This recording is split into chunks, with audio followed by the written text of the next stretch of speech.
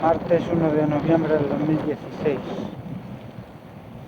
las 2 en punto. Paseo del Louro por la vía del tren. Salí a las 12 menos 5.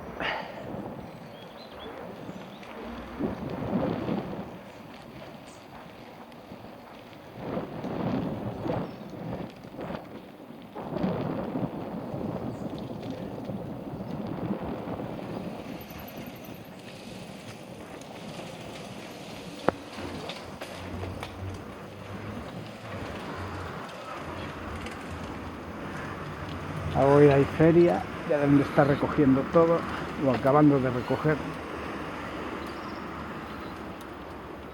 Han arreglado estos paneles.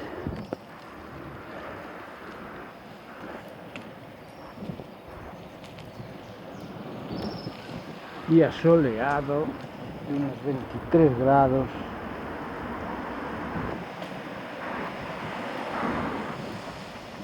Hoy es festivo.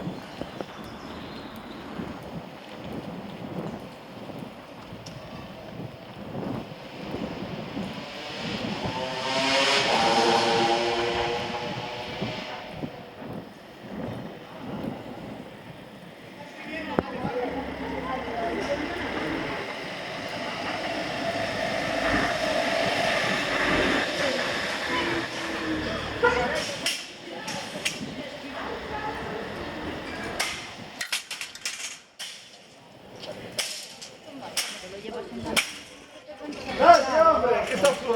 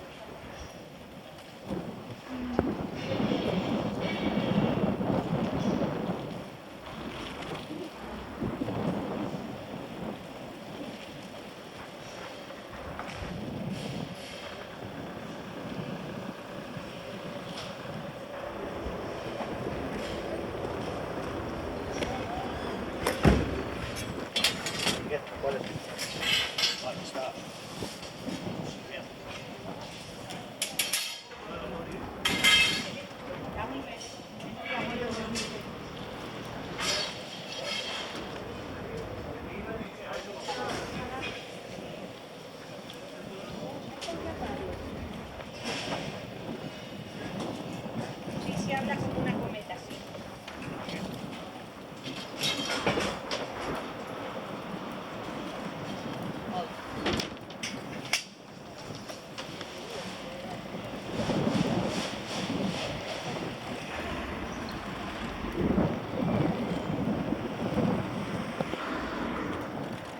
Recogiendo los chiringuitos.